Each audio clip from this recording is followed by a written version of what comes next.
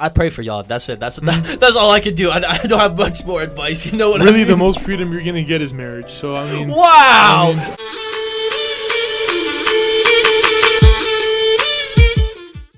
Assalamu alaikum, Habibis. Welcome back to Habibis Only. Appreciate y'all tuning in. don't forget to like, subscribe, ring that bell. Always like. Hey, start checking out all the socials. We got some YouTube shorts. TikTok, We got some TikToks. We got Instagram. Reels. We're back. We're coming back. We're coming back strong. Again. For today's video, we got an interesting topic. We're going to talk about family dynamics going into the 21st century, Mo. We put a little poll on the Instagram story. Some people responded with what they'd like to see us talk about. We found the most interesting one to be this comment saying, regulating having respect for your family while also creating boundaries with them. Found That's that a to be good essential topic. right now. We always give you guys our take on it from our background. The person who submitted this question happens to be a female, so the answer to that question is a little different. That's true. That's true. It is true. Okay, putting my shoes on, I'm female, 19 years old, 20 years old. I got a Middle Eastern family, right? Prone to toxicity a little bit, normal, you know? How do I maintain that level of respect but also create boundaries? Well, I don't even know. I think a good place to start in that sort of sense is honesty. If you're going to go somewhere, if you want privacy, tell your parents what you're doing. I think being open with your parents, they appreciate that. It keeps them feeling safe. Number 2, limit confrontation with your parents. Don't piss them off, because if you piss them off, then parents are petty. You say don't piss off your parents, but you piss off your baba all the time. You know what? No, that ain't fair. That ain't right. Bro. That ain't right. My dad gets pissed if I breathe the wrong way. So avoid. Hit it. Hasa gonna go into a story time real quick. Check it. We go to Cabo like 2019. We on the way to the airport. Nah, this story doesn't Pops need to be driving us to the airport. I was valid. I stand by my point till this day. Like the dumbest conversation begins, right? Regarding like planes or some stupid topic comes up, and Mo and his pops just going back and forth, and me and Mo's brother, we in the backseat, were like, Mo, shut up, please.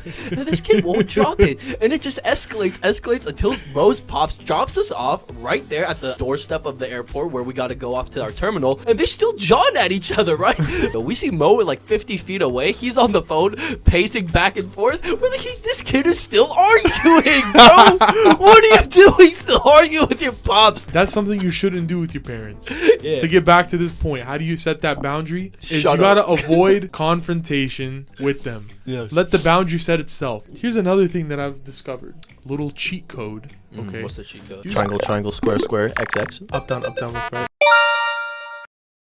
Be honest with them when you do stuff, but don't include them in every part of your life. The more you include your parents, the more nosy they get. Your parents, they look at things from a certain lens.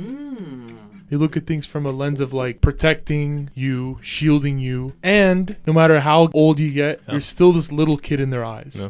Don't break any trust or do anything to piss your parents off that would kind of ruin that trust. If you ask your pops to go out, whatever, and he says absolutely not, don't push it. You know? Try to reason, try to be nice, try to be whatever, Find and be common like, ground. It really depends if you have a track record or not, because that track record does come back to haunt around 14, 15. Then when you hit like 19, 18, whatever, then they come back. yeah, That's what I noticed. yeah, it does. You know what's crazy, dog? It's kind of off topic, but you know these individuals who have this like extreme feminist perspective on things, and essentially they adapt the mentality, I hate all men. People's opinions and views on different topics essentially are impacted by some sort of personal event that has happened in their own lives. So when I hear these like extreme feminists be like, I hate all men, you know, all this profanity about men and all men are evil, you know, what happened to you growing up that now your mind has just like sheltered itself so much and it's had to defend itself so much to the point where you like are saying that you hate all men? Like something drastic must have happened here. So I will say, although I do feel for you, don't blame me. Although it's a situation, I feel for you as a man. You cannot transfer those emotions to me. I'm a completely different person. Okay, so go off. you can't blame me for Go your off weak sauce then. pops or your brother, your Go uncle, off then. whatever may have happened, dog. That's irrelevant. Yeah. You know what I mean? Sidetrack on this. Yeah. As a child, yeah, if that's the case, I feel for you. That sucks. But don't let it impact you so much to where now you're adapting the mentality, oh, I hate all men and all men suck. Nah, that's not fair. These feminists, they want to talk, but they don't want to change. If you want equality, get equality across the board. Why do you want to just fight why are all men CEOs and all men are this? Well, all men are also plumbers. Yeah. And all men are also, but you don't want to attack them, do you? You don't want to attack that industry. Why? Because it doesn't suit your comfortable lifestyle? You know? It's not a bad point.